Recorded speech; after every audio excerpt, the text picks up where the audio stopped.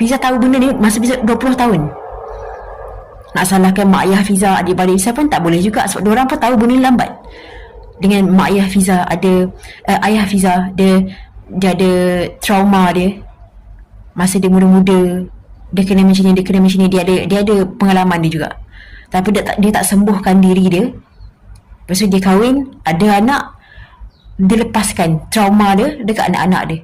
So sebab tu Fiza, adik-beradik tak tahu self-love, self-care, self-worth, self-value, cara pertahankan diri, cara pertahankan hak sendiri. Kena pijak.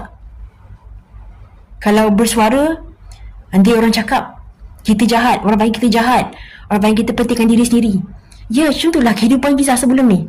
Sebab tu Fiza tekankan, Fiza fokus sekarang selalu sebut apa kita nak apa yang kita nak dengar daripada mulut orang, bagi benda tu dekat diri sendiri.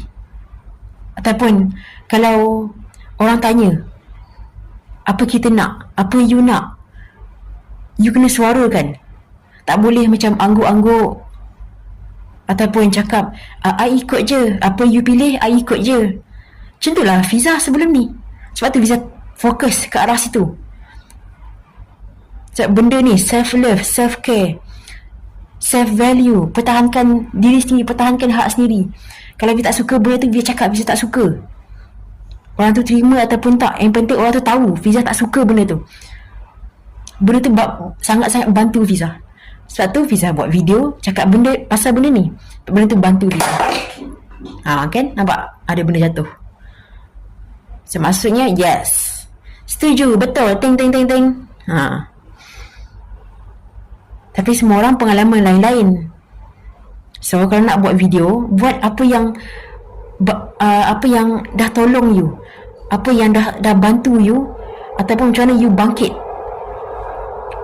daripada masa silam tu, bangkit daripada kesakitan tu, kesedihan tu.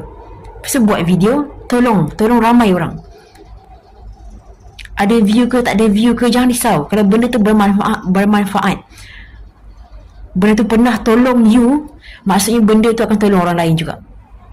Jangan risau, buat je. Tapi kena ingat, bila video tu dah keluar, dia jadi public, jadi semua orang boleh nampak video tu, kita akan attract orang yang faham, orang yang tak faham, ataupun orang yang tak pernah lalui benda tu.